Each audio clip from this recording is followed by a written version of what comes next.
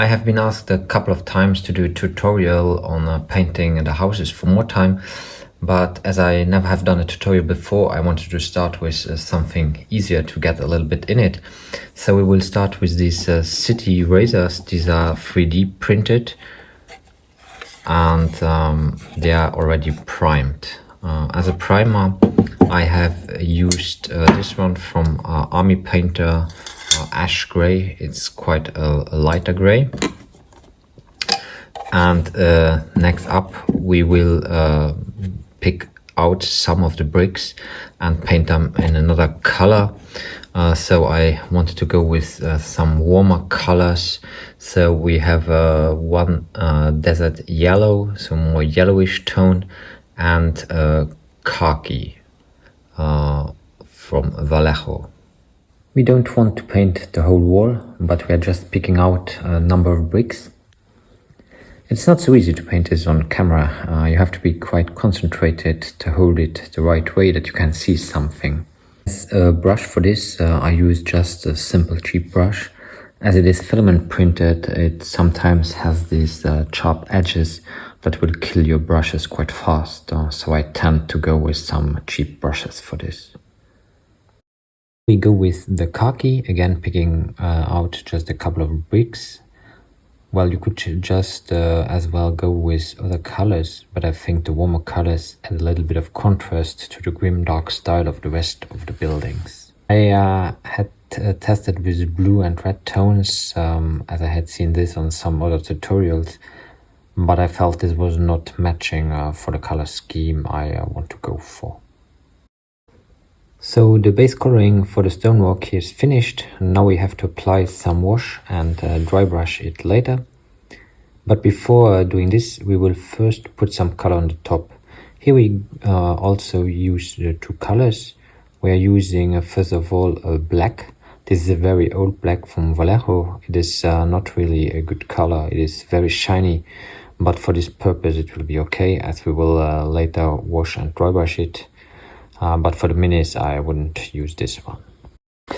I diluted quite a bit with water. This already makes it appear a little less shiny. And we are not looking for real black, but more for grayish tone. So just a thin layer of it. Alternatively, you could just use a darker gray tone.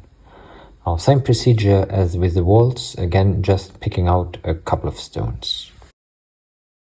For the next color to be added to the street stone, we will take a lighter gray. In this case I take Stonewall Gray from Vallejo Game Colors. Here again you can dilute the color quite a bit, and again we are picking out a couple of stones, not too much, not too less.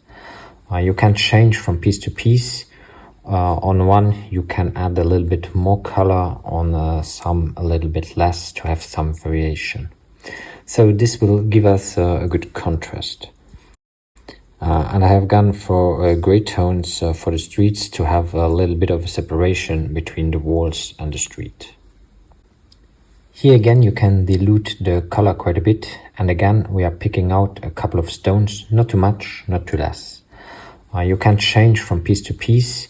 On one you can add a little bit more color, on some a little bit less, to have some variation. So this will give us a good contrast.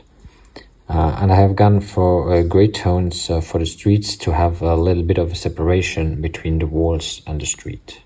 So for the wash I am going with Null Oil from Games Workshops. I want a darker tone, but you could also go with a more browner tone if you wish so. Later we will add some green and brown tones to it to give it some weathered effect. So we try to work the shades in the excesses to add more depth to it.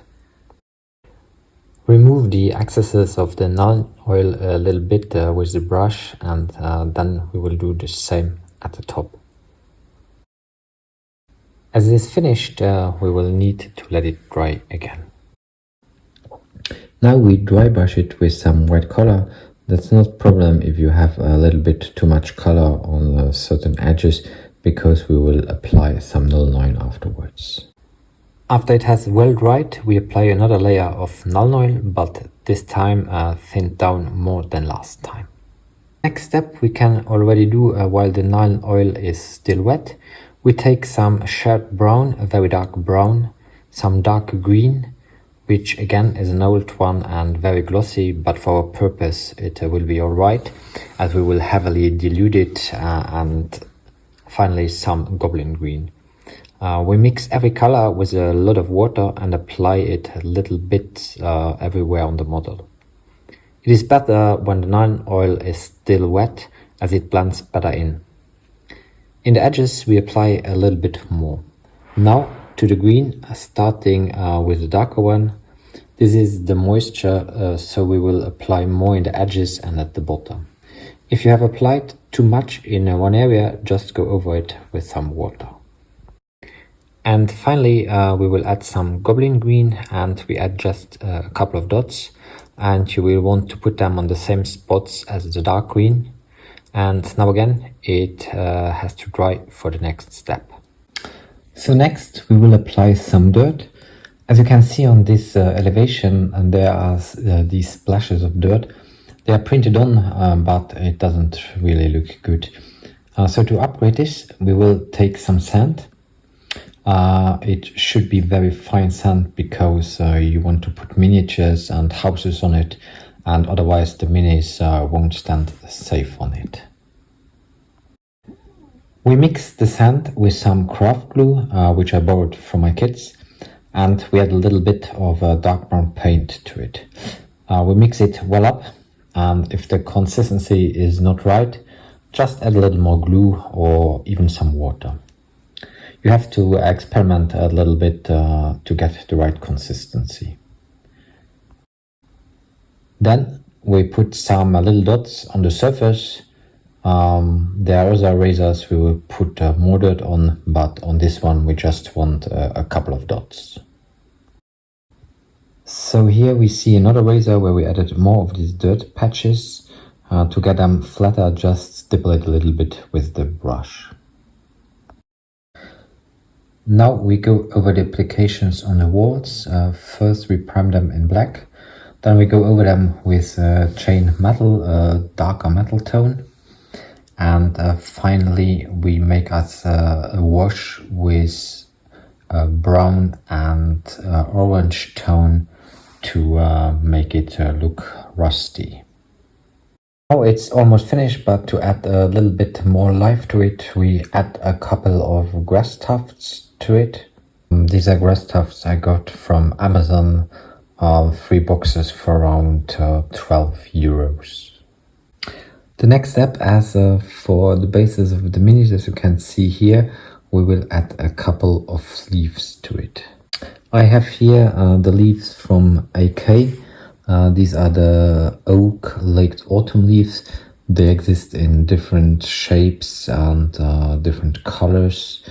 I add some glue and then I put them on. These cost around 6 euros for package, but there are more in package than you think. After putting the brown leaves on, I realized that the contrast between the leaves and the dirt is not very good, so I decided to darken up the dirt using some dark brown. So here we have the finished product. What you could even do is add some posters to the walls, as you can see on the building in the background, but I didn't want to overload it, so I haven't put some on, but maybe on a couple of razors I will do it later on. So thank you very much for watching. I hope you enjoyed it. If you have any questions, please feel free to leave a comment, and if you have other requests of tutorials, please leave a comment. So thank you very much, and I hope to see you in the next video.